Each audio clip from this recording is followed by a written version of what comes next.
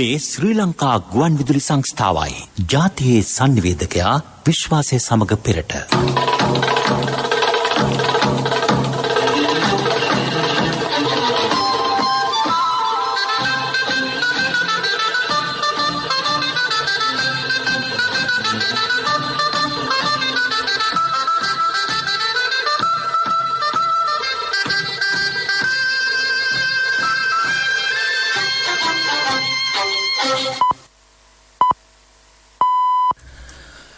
වේලාව උදෑසන 6යි. මේ ශ්‍රී ලංකා ගුවන් විදුලි සංස්ථාවයි. මෙන්න ප්‍රවෘත්ති. සංස්කරණය මොහාන් පෙරේරා, ප්‍රකාශය TDKA ජයන්ත. පොල්පැල ලක්ෂ 40ක් සිටුවීමේ දොරින් දොරට කප්පුරුක ජාතික වැඩසටහන අද ආරම්භයි. ප්‍රංශය හා පෝලන්තය සමග ආයෝජන අවස්ථා පුළුල් කර ගැනේ. සංචාරක ක්ෂේත්‍රයේ ලක්ෂ 5කට කොවිඩ් එන්නත. වෘත්තීය පුහුණුව ලැබූ තරුණ තරුණියන්ට වරාය නගරයේ රැකියා. යහපාන් රජයේ සමයේදී සජිත් ප්‍රේමදාස මහතා නියමිත පටිපාටියෙන් බැහැරව නිවාස හා පත්වීම් ලබා දී ඇතැයි තොරතුරු හෙළිවෙයි. සෞඛ්‍ය නිර්දේශ කඩ කරන විරෝධතාකරුවන් ඉදිරියේදීත් අත්අඩංගුවට. කන්කසන්තුරේ සිමෙන්ති කර්මාන්ත ශාලාව යලි ආරම්භ කිරීමේ සූදානමක්. වැසි සමග තද සුළං ඇතිවන බවට කාලගුණයෙන් අනතුරු ඇඟවීම. චීනය රටවල් 100කට වැඩි සංඛ්‍යාවකට කොවිඩ් එනන් මාත්‍රා මිලියන 500ක් ලබා දී අවසන්. ක්‍රීඩා අමාත්‍යාංශය සහ ශ්‍රී ලංකා බොක්සිං සංගමය ගිවිසුම් ගත වෙයි. පොල්පැල මිලියන 4ක් සිටුවීමේ දොරින් දොරට කප්පුරුක ජාතික වැඩසටහන ජනාධිපති ගෝඨාභය රාජපක්ෂ මැතිතුමාගේ ප්‍රධානත්වයෙන් හලාවත වැලිකැටියවත්තේදී අද ආරම්භයි. මෙරට ඉහළ යන පොල් ඉල්ලුමට විසඳුමක් ලෙස පොල්පැල මිලියන 4ක් මේ යටතේ දිවෙන පුරා සිටුවීමට නියමිතව ඇත. මේ සම්බන්ධයෙන් ප්‍රවෘත්තිංශයේ ගෙනෙන සටහන දැන්.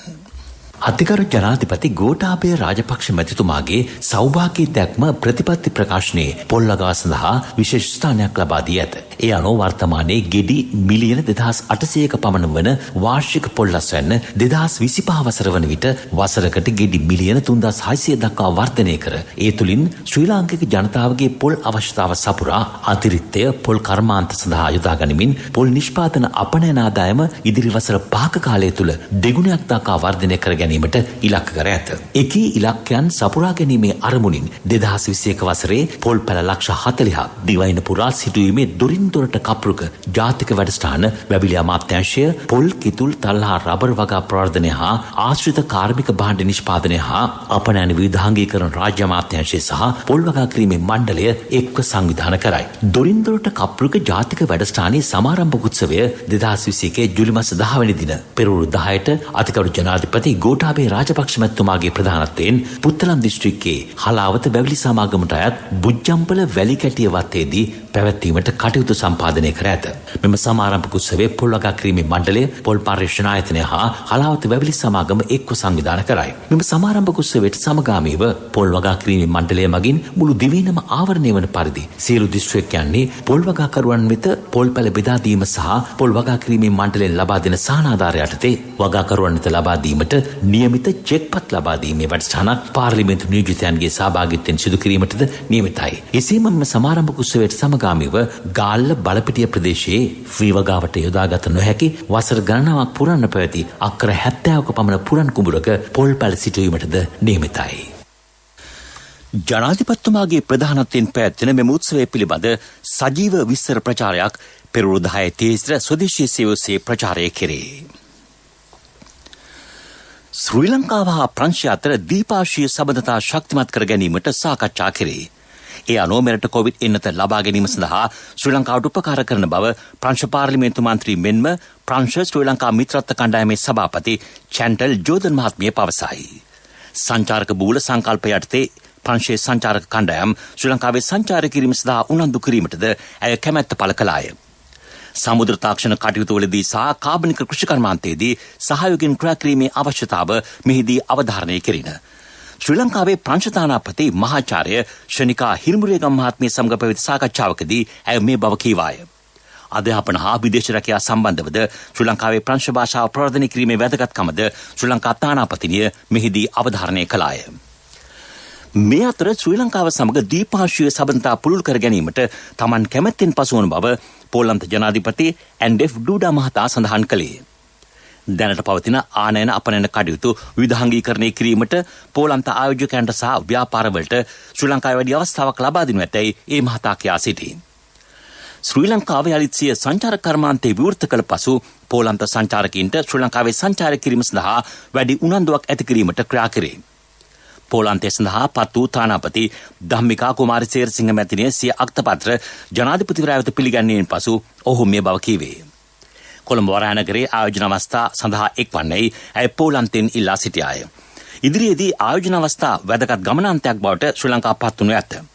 ඒ සඳහා අවශ්‍ය පහසුකම් රජය සපයා දෙමින් සිටින බව සේමසිංහ මහත්මිය සඳහන් කළාය. සංචාරක ශ්‍රේෂ්ඨයට සම්බන්ධ ඍජු හා වක්‍රරේඛාවල නියුතු ලක්ෂ 5කට කොවිඩ් එන්නත දීම අද සිට ආරම්භයි. එහි පළමු පියවර හම්බන්තොට දිස්ත්‍රික්කයේ තිස්ස මහරාමයෙන් ආරම්භ කෙරේ. සංචාරක මඟ පෙන්වන්නන් හෝටල් සේවකින් සංචාරක ක්‍රියාදුරන් ඇතුළු එම ශ්‍රේෂ්ඨට සම්බන්ධ දහසකට අද එන්නත ලබා දෙනු ඇත. ශ්‍රී ලංකා යුද හමුදාවේද සහාය ඇතිව ස්ථාන 8කදී එන්නත් කරන කටයුතු සිදු කෙරේ. දකුණු පළාතෙන් පසු මහනුවර නුවරඑළිය හා කොළඹ දිස්ත්‍රික්කවල එම කටයුතු ආරම්භයි. මේ ප්‍රවෘත්ති ශ්‍රී ලංකා ගුවන් විදුලි සංස්ථාවෙන් 60 වසරක අභිමානය රැගෙන සැවොම දිනවන හෙටක් වෙත මහජන බැංකුව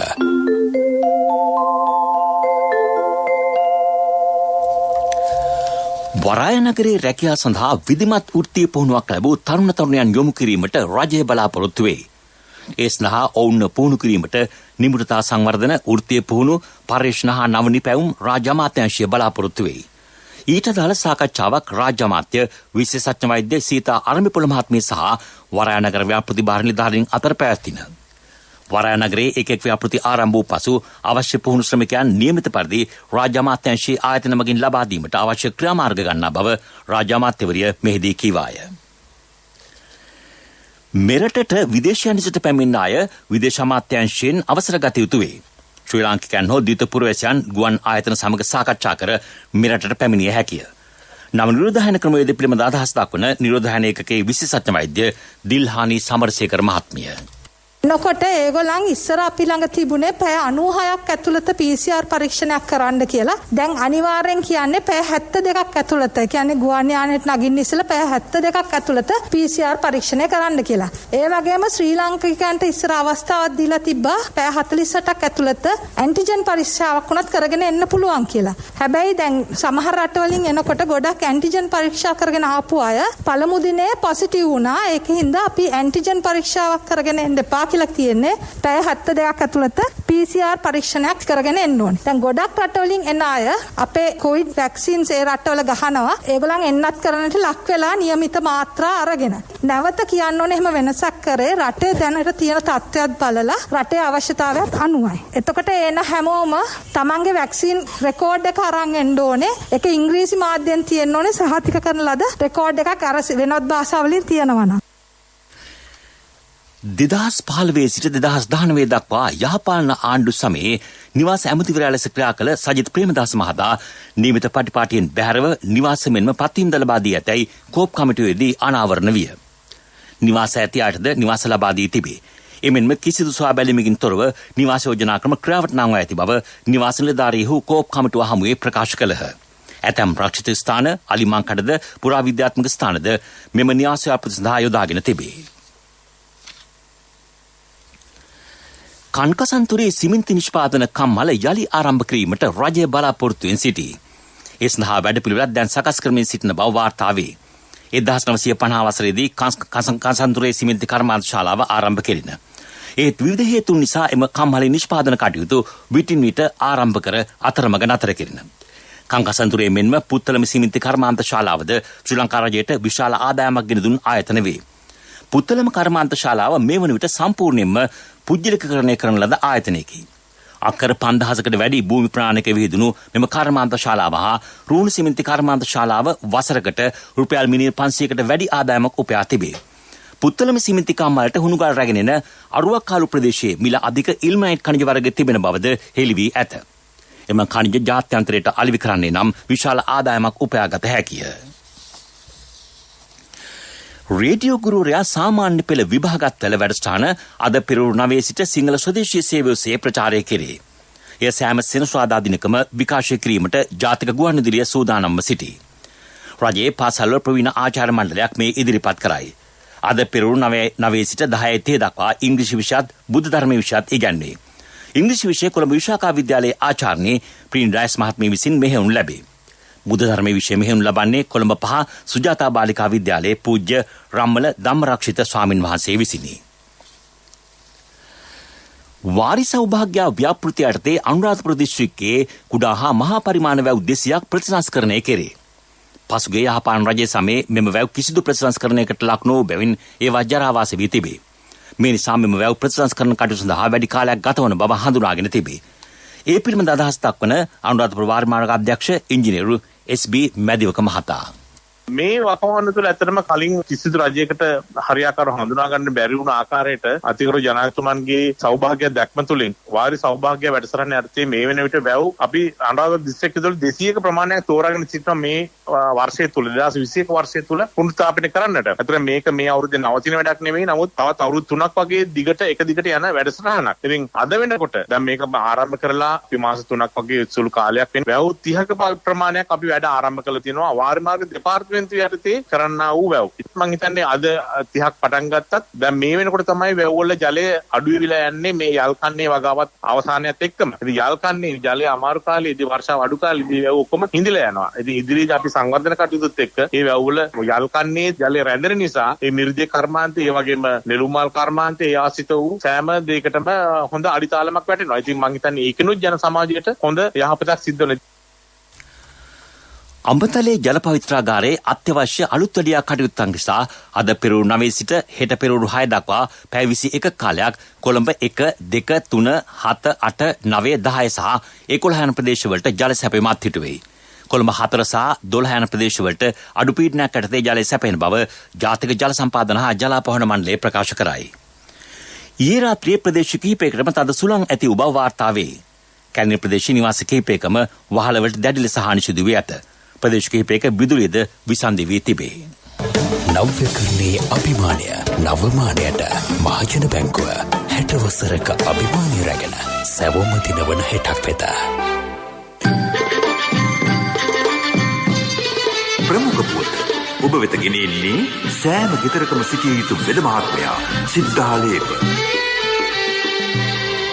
කොවිඩ් වසංගතය හමුවේ සෞඛ්‍ය සේවා අධ්‍යක්ෂ ජනරාල්වරයාගේ නියෝගයේ පරිදි විරුද්ධතා පැවැත්වීම ඇතුළු මහජන ඒකරාශීවීම් තහනම් කර ඇති බැවින් එවැනි ක්‍රියාවල නිරත වන්නන් ඉදිරියේදීත් අත්අඩංගුවට ගන්නා බව අමාත්‍ය ආචාර්ය සරත් වීරසේකර මහතා පවසයි. මෙවැනි අවස්ථාවක උද්ඝෝෂකයින් වගකීමෙන් හැසිරිය යුතුයයි ඇමති නාමල් රාජපක්ෂ මහතාද පවසයි. ගෝලීය වසංගතයක් පවතින වේලාවක මේ උද්ඝෝෂණ පැවැත්වීම ගැටලුවකි. ඒත් විරෝධතාකරුවන් දිරියේ පොලිසිය ක්‍රියාකලාප අනුමත කළ නොහැකි බවද ඔහු සඳහන් කරයි.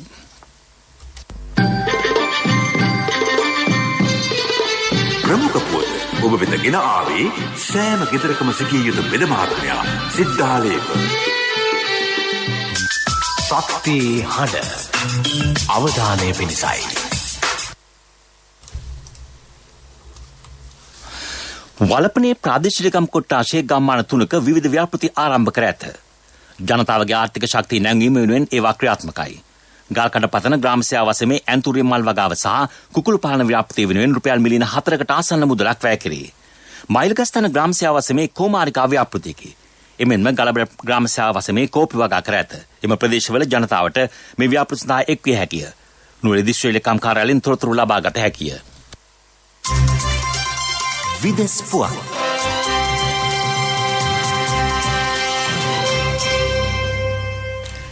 චීනය මේ වන විට රටවල් 100කට වැඩි සංඛ්‍යාවකට සහ අන්තර්ජාතික සංවිධාන වෙත කොවිඩ් එන්නත් මාත්‍රා මිලියන 500ක් නොමිලේ ලබා දී තිබේ. ඒ වර්තමාන ලෝක කොවිඩ් එන්නත් නිෂ්පාදනයෙන් 6න් 1ක පමණ ප්‍රමාණයක් වේ. සංවර්ධනය වෙමින් පවතින රටවලට චීනය වැඩි වශයෙන් සිය ප්‍රදාන සිදු කර ඇත. එමෙන්ම එක්සත් අරාබි එමිරාත් රාජ්‍ය, ඉන්දුනීසියාව, මැලේසියාව, ඊජිප්තුව, බ්‍රසීලය, තුර්කිය, පාකිස්තානය හා මෙක්සිකෝවේ කොවිඩ් එන්නත් නිපදවන චීන රසායනාගාරද පිහිටුවා ඇත.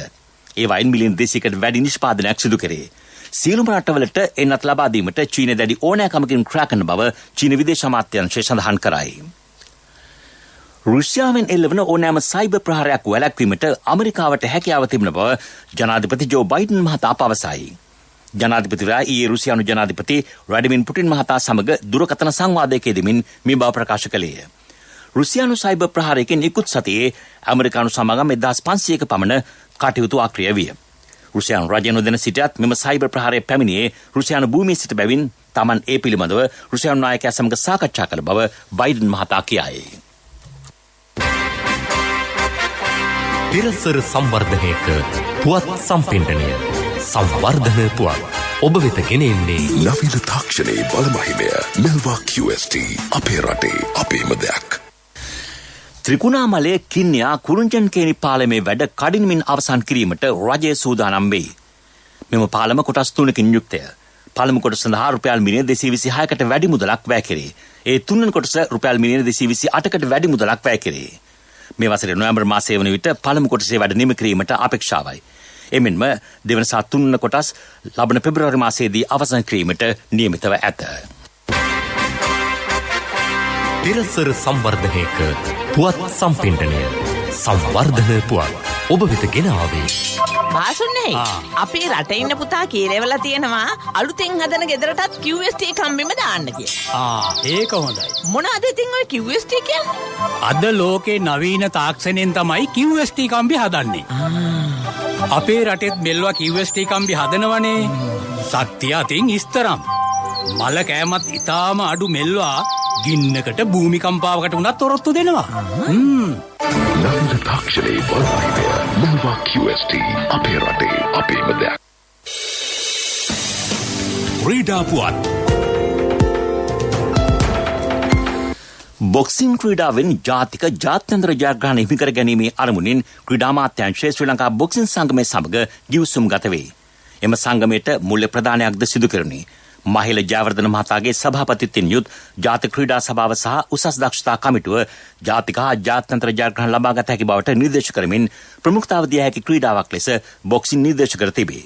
එම ක්‍රීඩාව නැංවීමට ජාතික ක්‍රීඩා කවුන්සිලය දිගුකාලීන සැලැස්මක් සකස් කර ඇතැයිද අමාත්‍ය නාමල් රාජපක්ෂ මහතා කියයි. දිගු කලක් අනුග්‍රාහකින්ගේ හා දානපතියන්ගේ මුදල් මත පැවති බොක්සිං ක්‍රීඩාවට රාජ්‍ය මැදිහත්වීමක් සිදු වූයේ ප්‍රථම වතාවටය. කනිෂ්ඨ සංචිතයේ සිට ජාතික සංචිත දක්වාත් ආසියානු පොදු රාජ්‍ය මණ්ඩලීය ඔලිම්පික් දක්වාත් ක්‍රීඩකාවන් බිහි කිරීමේ දිගුකාලීන සැලැස්මක් මේ වන විට සකස් කර ඇතැයි අමාත්‍ය නාමල් රාජපක්ෂ මහතා කියයි. ව්‍යාපාරික පුවත් ඔබ වෙත ගෙන එන්නේ ජාතික ඉතිරි කිරීමේ බැංකුවෙන් ඔබ වෙත ගෙන එන සියල් සපිරි ඇප් එක NSB Pay. 2007 අංක 7 දරන සමාගම් පනත යටතේ මෙරටේ ස්ථාපිත සමාගම් සඳහා ද්විතීයික වෙළඳපොලෙන් ශ්‍රී ලංකා රජය නිකුත් කරන ලද ජාත්‍යන්තර ස්වෛරීයුක්ත බැඳුම් කර මිලදී ගැනීමට අවසර ලබා දී තිබේ. ඒ අනුව විදේශ විනිමය නියෝග අනුව මෙරටින් පිටත නේවාසික පුද්ගලෙකුන් ලබාගත් විදේශ ව්‍යවහාර ණය මුදලකින් 50% යොදා ගනිමින් ජාත්‍යන්තර ස්වෛරීයුක්ත බැඳුම් කරවල ආයෝජනය කිරීමේ අවස්ථාව අදාළ සමාගම්වලට ලැබේ. ශ්‍රී ලංකා මහ බැංකුවේ මුදල් මණ්ඩලය සමාගම් විසින් සිදු කරන ලබන ඉල්ලීම් සලකා බලා ඊට අනුමැතිය දෙනු ඇත. ණය මුදලේ ඉතිරි 50% ශ්‍රී ලංකා රජයෙන් නිකුත් කළ ශ්‍රී ලංකා සංවර්ධන බැඳුම් කරවල ආයෝජනය කළ යුතුය. ව්‍යාපාරික පුවත් ඔබ වෙත ගෙන ආවේ ඔබේ සියලුම බැංකු කටයුතු වඩාත් සුරක්ෂිතව පහසුවෙන් කරගන්න ජාතික ඉතිරි කිරීමේ බැංකුවෙන් ඔබ වෙත ගෙන එන සියල් සපිරි ඇප් එක NSB Pay. මුදල් හුමාරු, බිල්පත් ගෙවීම්, රේලෝඩ්, ක්‍රෙඩිට් කාඩ් ගෙවීම්, ලංකා QR ආදී සේවාවන් රැසක් සමගින් බැංකු ගිණුම් කිහිපයක් සමග එකවර ලියාපදිංචි වීමේ පහසුකම ඔබ කොතැනක සිටියත් ඔබේ බැංකු කටයුතු එසැනින් කරගන්න ඩිජිටල් විසඳුම Play Store හෝ App Store හරහා දැන් නොමිලේම ඩවුන්ලෝඩ් කරගන්න NSB Pay. වැඩි විස්තර ළඟම පිහිටි ශාඛාවෙන් හෝ 0112 379යි 379 අමතන්න. කොන්දේසි සහිතයි.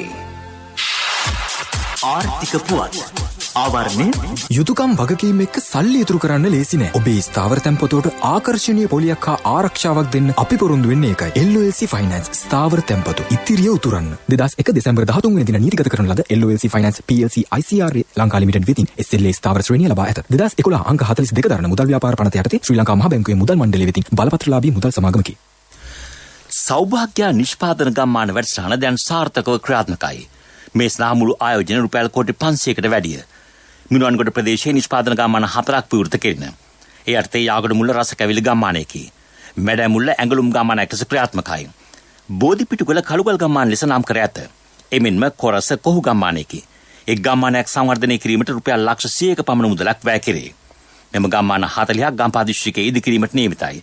දැනටමත් ඉන්ද්‍රියාපති 29ක් සඳහා රුපියල් මිලියන 135ක් පමණ වැය කර ඇත. මගේ මහත්තයා දාපු මේ රත්තරන් මුද්ද තමයි මගේ ජීවිතේ. LOLC එකට ඔයාලගේ රත්තරන් පණ වගේ. ඔයාලගේ රන් බහන්න අපි ළඟ තියනකල් ඔයාලට ජීවිත රක්ෂණයකුත් දෙන්නේ අපි විතරයි. වෙලාවට ගෙවා ගන්න බැරි වුණොත් ඔයාලගේ රත්තරන් කොහොම හරි ඔයාලටම දෙන එකයි අපේ ප්‍රතිපත්තිය. ගෙවා ගන්න අමාරුනොත් අපි කතා කරලා විසඳුමකුත් දෙනවා. මුද්දට මං හිතපු නැති ගාණක් හම්බුණා. ආපු ගමන් වැඩෙත් උනා. වටිනා තෑග්ගකුත් හම්බුණා. LOLC එක කරන ගනුදෙනුවක් රත්තරන් වටින ගනුදෙනුවක් කියන්නේ ඒකනේ. LOLC ෆයිනෑන්ස් රන්සවි රන්නය සේවාව. රත්තරන්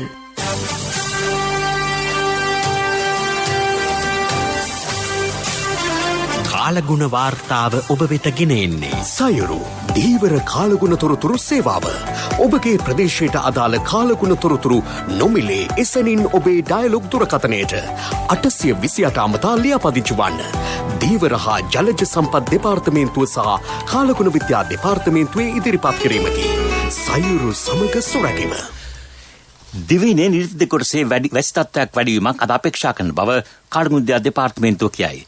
දිවයින හරහා හා දිවයිනාවට මුහුදු ප්‍රදේශවල සුළං තත්ත්වයේ වැඩිවීමක් අපේක්ෂා කරේ. බස්නාහිර සබරගමුව වයඹ දකුණ සහ මධ්‍යම පළාත්වල වරින් වර වැසියෝ ගිගුරුම් සහිත වැසි ඇතිවේ. බස්නාහිර හා සබරගමු පළාත්වලත් මහනුවර නුවරඑළිය ගාල්ල හා මාතර දිස්ත්‍රික්කවලත් ඇතැම් ස්ථානවලට මිලිමීටර් 150කට වැඩි තද වැසි ඇතිවිය හැකිය. ඊයේ රාත්‍රී 9:30 වන විට වැඩිම වර්ෂාපතනයක් ලැබී ඇත්තේ ගාල්ල දූලිඇල්ල තේකරමන්ද ශාලා ප්‍රදේශයට. මිලිමීටර් 169කි. රත්නපුර විතාන කන්ද වතට මිලිමීටර් 121ක වර්ෂාවක් ලැබුණි. පාලින්ද නුවර වලල්ලාවිට දෙල්ලව සහ වටපොත් ප්‍රදේශවලටද තද වැසි ලැබී තිබේ. මධ්‍යම කඳුකරේ බටහිර බැවුම් ප්‍රදේශවලට විටින් විට හමන පැයට කිලෝමීටර් 80 දක්වා වූ තද සුළං ඇතිවේ. උතුරු මැද වයඹ හා දකුණු පළාත්වලත් ත්‍රිකුණාමල දිස්ත්‍රික්කයේත් බස්නාහිර වෙරළ ප්‍රදේශවලත් පැයට කිලෝමීටර් 70ක පමණ තද සුළං ඇතිවිය හැකිය.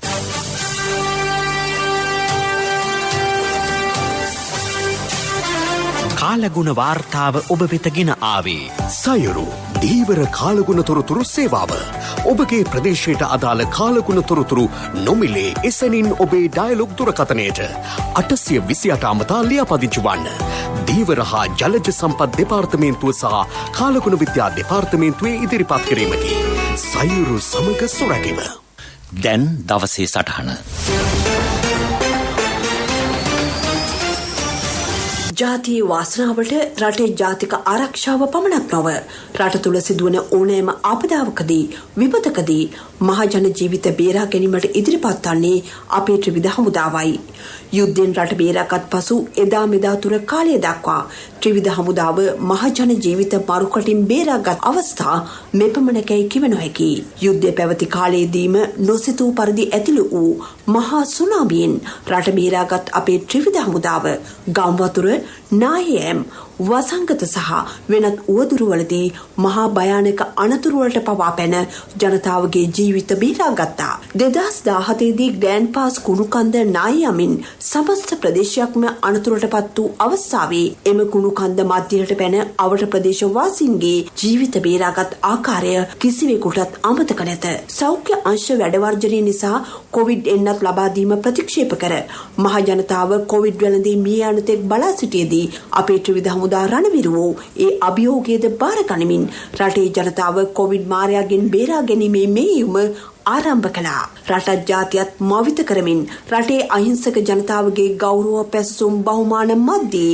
අපේ ත්‍රිවිධ හමුදාව විපක්ෂණ කුමන්ත්‍රණකරුවන්ද මවිත කරමින් එන්නත් මෙහෙයුම අති සාර්ථකව ඉටු කරමින් සිටිනවා. රෑ දහවල් නොබලා වේලාවක් අවේලාවක් නොබලා එන්නට ලබා දීමේ ක්‍රියාන්විතය සාර්ථකව සිදු කිරීම වර්ජකින්ගේ වර්ජන ශක්තිය හීන කරන්නට සමත් වූ බව රහසක් නොවේ. අවසානයේදී හමුදාවේ කැපවීම වර්ජකයන්ගේ වර්ජන රැල්ල නැවතීමට පවා හේතු වුණා. අප හමුදා රණවරුවන්ගේ මේ කැපවීම නිසා සෞඛ්‍ය වෘත්තීය සමිති වර්ජනය නිසා කල්ලිකුත් වීමට ගිය එන්නත් ඔගමෙන්ම කොවිඩ් මාරයාට බිලිවීමට තිබූ ජීවිත පවා බේරාගත්තා.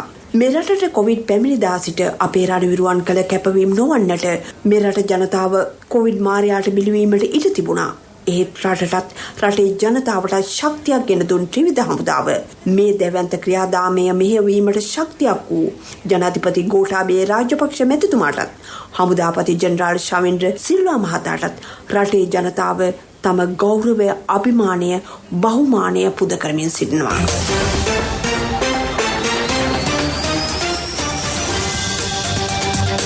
යලි සිරස්තල පොල්පැල ලක්ෂ 40ක් සිටුවීමේ දුරින්දුරට කප්පුක ජාතික වැඩසටහන අද ආරම්භයි. ප්‍රංශයා පෝලන්තයේ සමග ආයෝජන අවස්ථා පුරුල් කර ගැනේ. සංචාරක ක්ෂේත්‍රයේ ලක්ෂ 5කට කොවිඩ් එන්නත. වෘත්තීය පුහුණුව ලැබූ තරුණ තරුණියන්ට වරාය නගරයේ රැකියා. යහපන් රජයේ සමයේදී සජිත් ප්‍රේමදාස මහතා නියමිත පටිපාටියෙන් බැහැරව නිවාස හා පත්තින් ලබා දී ඇතැයි තොරතුරු හෙළිවේ. සෞඛ්‍ය නිදේශ කඩ කරන විරෝධතාකරුවන් ඉදිරියේදීත් අත්අඩංගුවට. කන්කසන්තුරේ සිමෙන්ති කර්මාන්ත ශාලාව යලි ආරම්භ කිරීමේ සූදානමක්. වැසි සමග තද සුළං ඇතිවන බවට කාලගුණයෙන් අනතුරු ඇඟවීම. චීනයේ රටවල් 100කට වැඩි සංඛ්‍යාවකට කොවිඩ් එන්නත් මාත්‍රා මිලියන 500ක් ලබා දී අවසන්. ක්‍රීඩා අමාත්‍යාංශයේ ශ්‍රී ලංකා බොක්සිං සංගමය ගිවිසුම් ගත වේ.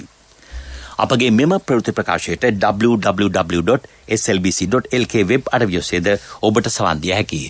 අපගේ මීළඟ ප්‍රවෘත්ති ප්‍රකාශය දහවල් 12:45ට උදෑසන ප්‍රවෘත්ති මින් සමාප්තයි.